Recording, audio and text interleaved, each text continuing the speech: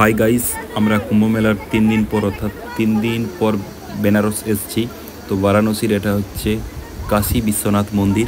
আমরা প্রায় বিকেল 3টে সাড়ে 3টের দিকে এখানে চলে এসেছি।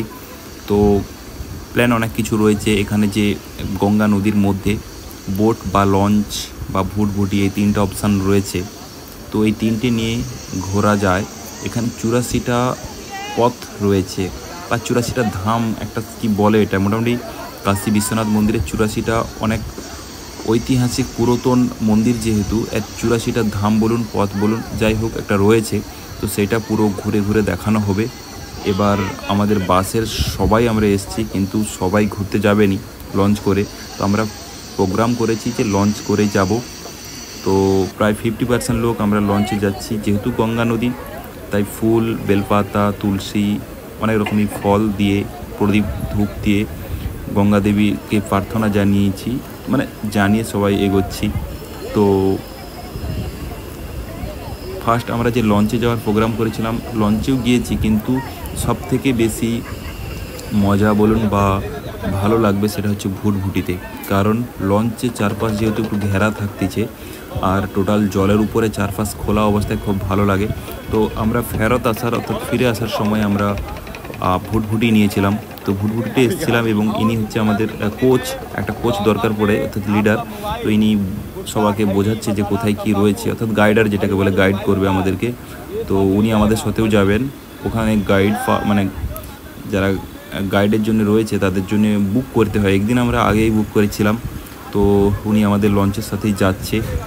সবাইকে সেফটি বেল্ট বা সেফটি কি বলে ওটাকে, যাই হোক সবাইকে পরিয়ে দিয়েছে। এবার আমরা লঞ্চের মধ্যে রয়েছি। আমাদের এটা টোটাল বাসেরই লোক, আর অন্য কোনো বাসের লোক নেই। প্রায় কাশী বিশ্বনাথ যে মন্দির আমরা দেখেছি, 84টা পথ ধাম বলুন যাই বলুন দেখেছি, কিন্তু আমরা ঠাকুর দর্শন করতে পারিনি। কারণ কুম্ভ মেলার জন্য এতটাই ভিড় রয়েছে যে আমরা 3:30 4টের দিকে ধরুন আমরা লাইনে ছিলাম। 4টে থেকে প্রায় সন্ধ্যা 7:30 হয়ে গেছে, তাও ঠাকুর দেখতে পাইনি। তো তাই আমরা ফিরে চলে আসি। শুধুমাত্র আমাদের বাসের 2জন দেখেছিল, তারা ফিরে এসছে রাত্রি 10:30টার দিকে এসছে লাইনে থেকে। যাই হোক, এখানে একটা নদীতে ঘোরার জন্য অনেকটাই আলাদা মতন ফিল হয়। আর ওখানের আমার বাসের একজন ফ্রেন্ড, তো ইনাকে আমি কিছু বুঝাচ্ছি।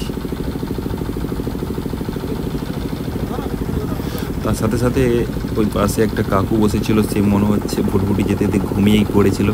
তো ঘুমটুম থেকে প্রায় উঠে ক্যামেরার সামনে যা এসছে সে সঙ্গে সঙ্গে আমাদেরকে হাই জানাচ্ছে ক্যামেরাতেই।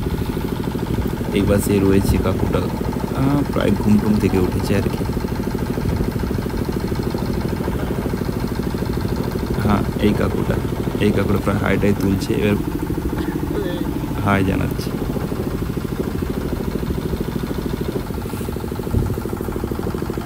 তারপর এখানে হচ্ছে শ্মশান রয়েছে, যেটা হচ্ছে নামকরা শ্মশান।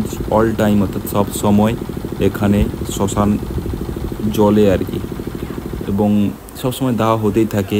কাঠের যে স্তূপ রয়েছে, অর্থাৎ দাহ করার জন্য যে কাঠ দরকার, তো কাঠের একটা বিশাল বড় পাহাড় টাইপের রয়েছে, সেখান থেকেই কাঠ মেপে নেওয়া হয়। এটা হচ্ছে কাঠের একটা ছোট্ট স্তূপ, এটাও অনেকটা বড়, কিন্তু ওখানে সব থেকে যে বড় কাঠের স্তূপটা রয়েছে অনেক বড়, মানে এটা ঠিক কিছুটা পাহাড়ের মতন, সেটা ডান পাশে রয়েছে। তো